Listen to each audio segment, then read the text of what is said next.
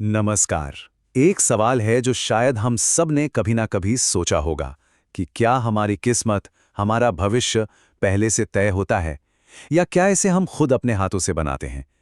आज हम गरुड़ पुराण की एक बहुत ही दिलचस्प कहानी के जरिए इसी सदियों पुराने सवाल का जवाब ढूंढने की कोशिश करेंगे। एक ऐसा जवाब जो खुद भगवान कृष्ण ने दिया था। तो चलिए इसी सवाल में थोड़ा और गहरा उतरते हैं। क्या ऐसा है कि हमारी जिंदगी की स्क्रिप्ट जन्म लेने से भी पहले लिखी जा चुकी है और हम सब बस उस कहानी के किरदार हैं, अपना अपना रोल निभा रहे हैं? या फिर हमारे कर्मों का, हमारी मेहनत का, हमारे फैसलों का भी कोई मतलब होता है? इस गहरे सवाल को ठीक से समझने के लिए हम इसे 5 हिस्सों में देखेंगे। सबसे पहले भाग्य का यह सवाल है क्या, फिर कृष्ण की सुनाई हुई ये कहानी सुनेंगे। उसके बाद कर्म का सिद्धांत क्या कहता है ये जानेंगे और फिर देखेंगे कि क्या भाग्य को बदला जा सकता है, और आखिर में जीवन के 3 सबसे जरूरी नियमों पर बात करेंगे। तो हमारी कहानी की शुरुआत होती है देवर्षि नारद से। अब जैसा कि हम जानते हैं, नारद जी हमेशा ज्ञान की खोज में रहते थे। उनके मन में हमेशा सवाल उठते रहते थे। तो बस ऐसा ही एक बड़ा सवाल लेकर वो पहुंच गए सीधे द्वारका, भगवान कृष्ण के पास। और नारद जी ने वही सवाल पूछा जो शायद हम सब के मन में कहीं ना कहीं दबा होता है। उन्होंने पूछा, हे प्रभु, क्या यह सच है कि इंसान की जिंदगी में जो कुछ भी होता है वो उसके जन्म से पहले ही तय हो जाता है, या फिर क्या हम अपनी कोशिशों से, अपने कर्मों से उसे बदल भी सकते हैं? मतलब सीधी सी बात है, भाग्य बड़ा या कर्म? अब इतने बड़े सवाल का जवाब कृष्ण सीधे सीधे हाँ या ना में नहीं देते, बल्कि वो एक कहानी सुनाना शुरू करते हैं। एक ऐसी कहानी जो भाग्य और कर्म के इन उलझे हुए धागों को एक एक करके सुलझा देती है। तो कहानी कुछ यूं है। एक बहुत पुराना राज्य था, नाम था अक्षयपुरी, और वहां राज करते थे राजा रत्नधर। वो बहुत ही नेक, बहुत ही न्यायप्रिय राजा थे। हमेशा धर्म के रास्ते पर चलते थे।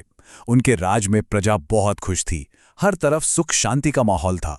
राजा रानी ने सालों तक तपस्या की, प्रार्थनाएं की और आखिरकार उनकी भक्ति से भगवान शिव प्रसन्न हुए। उन्होंने राजा रानी को उनकी जिंदगी की सबसे बड़ी ख्वाहिश पूरी होने का वरदान दिया।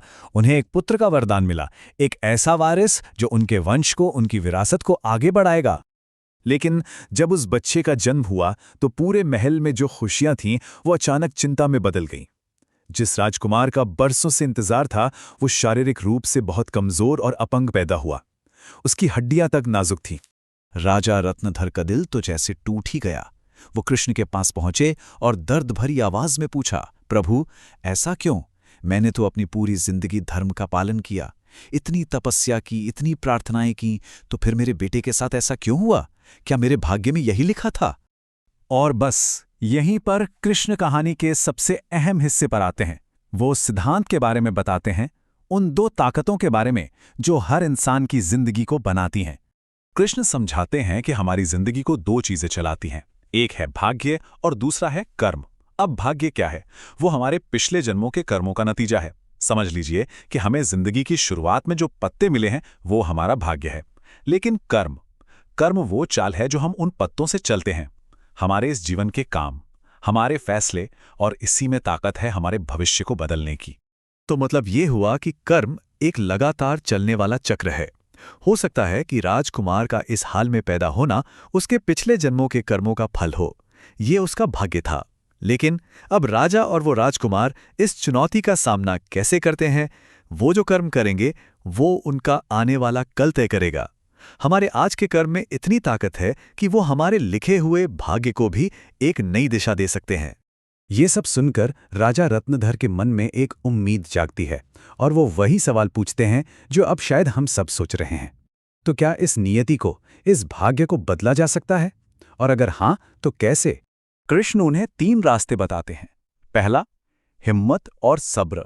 जिंदगी में जो भी मुश्किलें आएं उनका सामना बिना उम्मीद खोए करना। दूसरा, सच्चाई और धर्म, हमेशा सही रास्ते पर चलना, नैतिकता को कभी नहीं छोड़ना। और तीसरा, भक्ति और सेवा, ईश्वर में आस्था रखना और दूसरों की सेवा करना।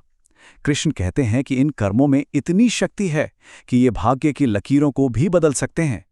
राजा ने कृष्ण की इस सलाह को गांठ बांध लिया। उन्होंने अपने बेटे की परवरिश बहुत हिम्मत और आत्मविश्वास से की। उसे सिखाया कि वो अपनी शारीरिक कमियों से कहीं ज्यादा है, और नतीजा, धीरे धीरे उस राजकुमार ने अपनी हिम्मत और जज्बे से वो मुकाम हासिल किया कि पूरे राज्य में लोग उसका बहुत सम्मान करने लगे। तो ये कहानी खत्म करने के बाद कृष्ण गरुड़ पुराण का सार समझाते हैं। वो जिंदगी के 3 सबसे बुनियादी नियम बताते हैं, ऐसे नियम जो सिर्फ उस राजा के लिए नहीं बल्कि हम सब पर लागू होते हैं, और ये नियम हमें अपना भाग्य खुद लिखने की ताकत देते हैं। तो ये 3 महान कर्तव्य क्या हैं? पहला, अपना धर्म निभाना, यानी जो भी हमारा काम है, हमारी जिम्मेदारी है, उसे पूरी निष्ठा से करना। दूसरा, अपने माता पिता की सेवा और उनका सम्मान करना। और तीसरा, अहंकार को छोड़ देना, क्योंकि इसे इंसान का सबसे बड़ा दुश्मन माना गया है। कृष्ण की एक बात इस पूरी सीख को बहुत ही सुंदर तरीके से समेट देती है। वो कहते हैं, जीवन एक बोए हुए खेत की तरह है, जैसा बोओगे वैसा ही काटोगे। हमारे कर्म वो बीज हैं जो हम आज बो रहे हैं, और हमारा भविष्य वो फसल है जो हमें कल मिलेगी।